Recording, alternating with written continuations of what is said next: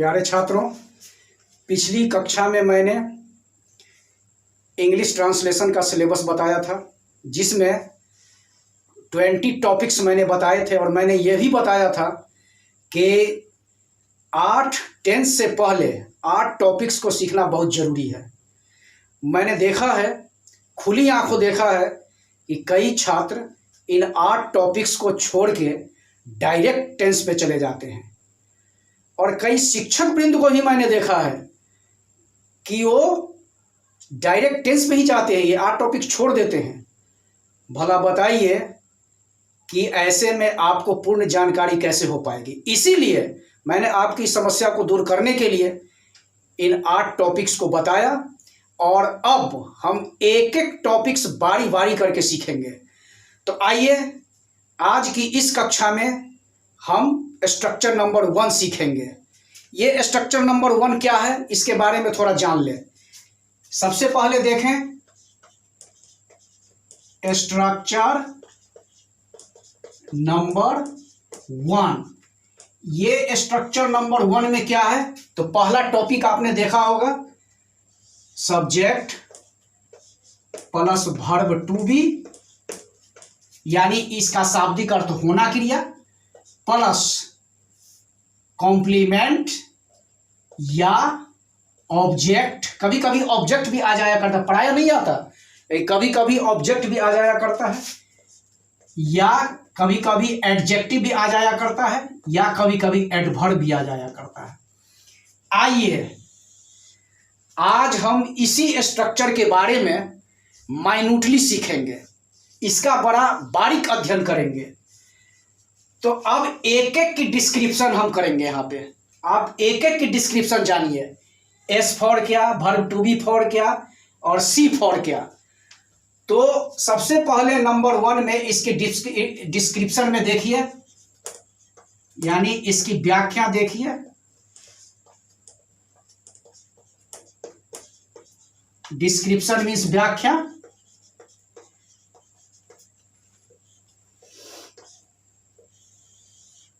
देखिए number 1, S for subject, यानी इसे हिंदी में हम कर्ता कहते हैं। आपको यहां पे मैं बता दूं कि सब्जेक्ट के इसके अलावे 2 नाम और हैं। वो क्या है, एजेंट या डूअर। अब ये सब्जेक्ट क्या है, इसकी व्याख्या करने से पहले थोड़ा मैं इस स्ट्रक्चर के बारे में एक बारीक बात बताना चाहता हूं। ये स्ट्रक्चर देखने में बड़ा छोटा लगता है, लेकिन आपको जानकर ये हैरानी होगी कि इसी स्ट्रक्चर पे पूरी अंग्रेजी आधारित है, यानी whole English is based on this structure. अब आप कहेंगे कैसे इस स्ट्रक्चर पे पूरी अंग्रेजी आधारित है। जब मैं इसकी डिस्क्रिप्शन बता दूंगा, इन 3 की व्याख्या कर दूंगा, इसके बाद जब मैं ट्रांसलेशन बताना चालू करूंगा, तब आपको समझ में आएगा कि इस स्ट्रक्चर का कितना महत्व है। यानी ये स्ट्रक्चर पैनेसिया है। पैनेसिया का मतलब आप समझ रहे होंगे। पैनेसिया मीन्स क्या होता है, पैनेसिया मीन्स होता है रामबाण। आप बोलते भी हैं कि अरे ये तो रामबाण दवा है।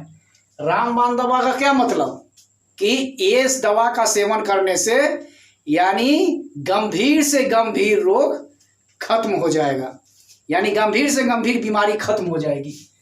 इसे पैनेसिया कहिए, या संजीवन बूटी कहिए, या इसे आप एटम बम भी कह सकते हैं, परमाणु बम, या इसे आप वेरी वेरी इंपॉर्टेंट भी कह सकते हैं, इसे आप टैंक भी कह सकते हैं।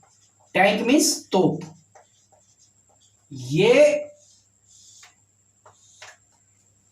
स्ट्रक्चर है, यानी बड़ा बड़ा साधारण हिंदी का सेंटेंस आप इस स्ट्रक्चर को सीखने के बाद बना लेंगे। चलिए आते हैं इसके सबसे नंबर 1 एस पर। ये करता क्या है, इसकी परिभाषा तो बहुत आसान है, आपने छोटे क्लास में इसकी परिभाषा सीखी होगी कि किसी भी वाक्य में जो कार्य करता है